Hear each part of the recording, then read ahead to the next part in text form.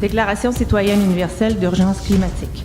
Considérant l'augmentation dans l'atmosphère des gaz à effet de serre provenant de l'industrie, des transports, de l'agriculture et de la fonte du pergélisol, et l'augmentation de la température moyenne du globe qui, par sa vitesse, dérègle de façon sans précédent le climat mondial, considérant que tous les indicateurs scientifiques montrent que nous sommes en crise climatique, que nous nous dirigeons vers une catastrophe appelée bouleversement climatique abrupt et irréversible qui menace la civilisation et la vie. Nous, citoyennes et citoyens, déclarons que nous sommes en crise climatique et cette crise est un état d'urgence climatique.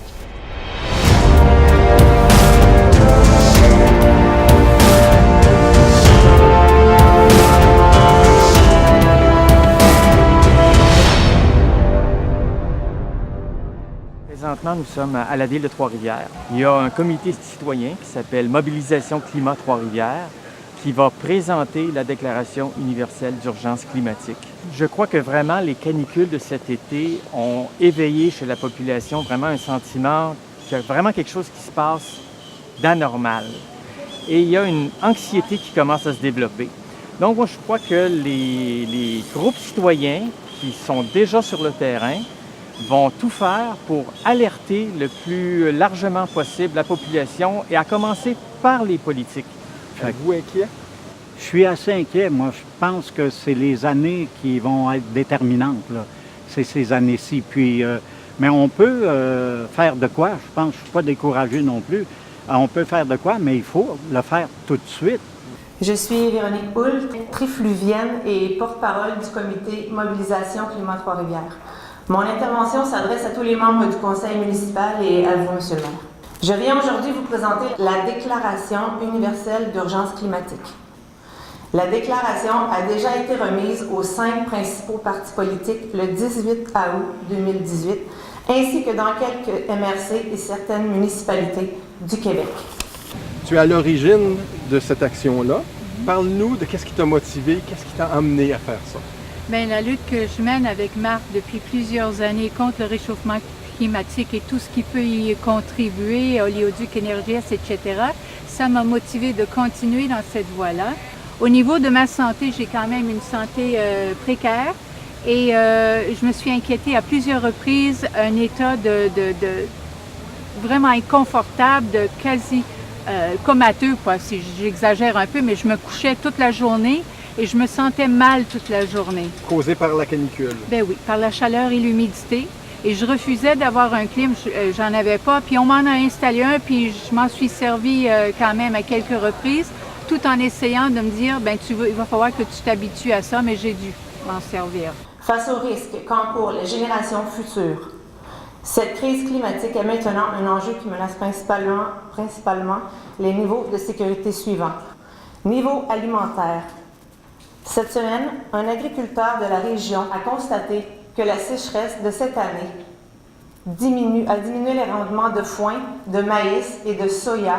J'ai contacté un ami agriculteur de la région et il me disait, entre autres, qu'au niveau du maïs, les grains ne se développent plus à cause de la sécheresse. Au niveau du soya, c'est la même chose. Il y a un arrêt de progression du développement de la plante. Au niveau du foin aussi, il y a des pénuries de foin. Ils sont obligés de ressemer, je crois, une 3e fois pour avoir du foin. Le prix du foin augmente. Dans la région aussi, il y a certains agriculteurs qui demandent maintenant à être connectés à l'aqueduc de la ville parce que leur puits artésien ne fournit pas assez d'eau due à la sécheresse. Il y a même certains agriculteurs qui pensent à réduire la taille du bétail. Ils décident de couper à certains endroits parce qu'ils savent qu'ils vont manquer d'eau, carrément. Donc, au niveau alimentaire, c'est les agriculteurs qui nous nourrissent.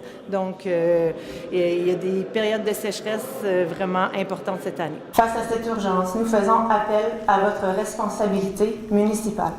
Seules des mesures de transition audacieuses, via des politiques fortes, pourrait influer sur la situation alarmante actuelle et bien réelle.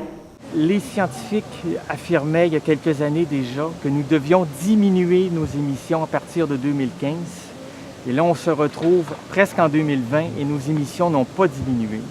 Donc, pour que le réchauffement cesse, il faut cesser nos émissions Et tant qu'on n'a pas fait la démarche de les freiner, on est encore...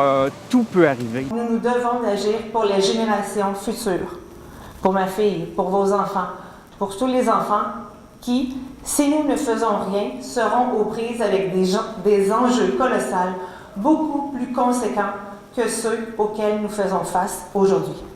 Parce qu'à chaque année qui passe, ce qui nous attend va être de plus en plus redoutable. Donc, il faut agir le plus rapidement possible avant que la porte vraiment se ferme sur nos doigts, alors qu'à l'heure actuelle, il y aura peut-être encore une possibilité d'agir pour éviter le chaos. Je termine en citant les mots de Diane Dufresne qu'elle a prononcés hier aux médias. Elle disait « De très nombreux autres combats sont légitimes, mais si celui-ci est perdu, aucun autre ne pourra plus être mené. » Je vous remercie de votre attention.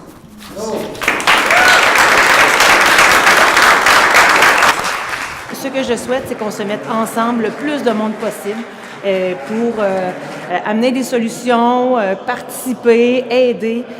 Bref, c'est ça. Je crois beaucoup au pouvoir du peuple et puis voilà, ce soir, le peuple était content. On est prêts à travailler tous ensemble, les consultations et tout, on est prêts à être là et puis à travailler tous ensemble. Si chacun prenait un peu moins sa voiture, pas nécessairement l'éliminer, mais prenait un peu moins sa voiture ou de sacrifier la deuxième voiture, manger un peu moins de viande. T'sais. Il y a eu une évolution, je dirais, à partir des dernières élections municipales.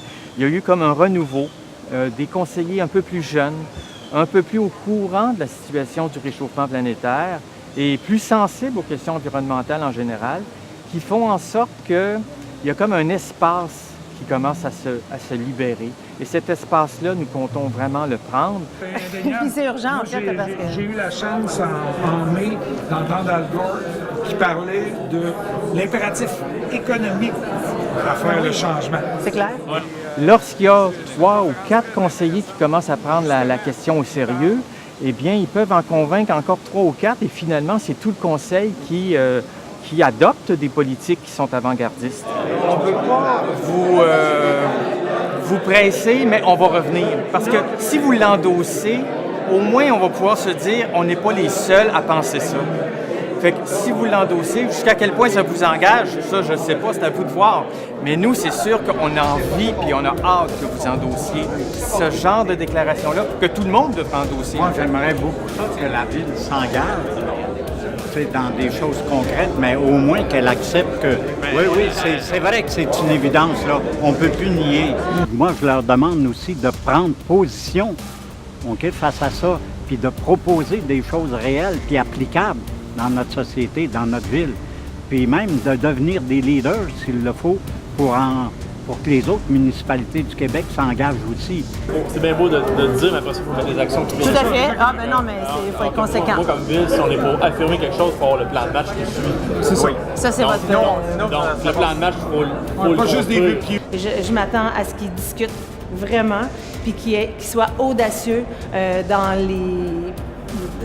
leurs actions futures. C'est certain que ça va prendre beaucoup de courage, mais en même temps, ça peut leur donner une reconnaissance de dire oui, nous, à Trois-Rivières, on le reconnaît et voici ce qu'on décide de faire concrètement, même si c'est certain que ça va déranger des gens, mais je crois que l'urgence climatique demande de déranger des gens et j'espère qu'ils vont avoir l'audace d'assumer ce dérangement-là pour, ma foi, qu'on puisse continuer à vivre sur la Terre.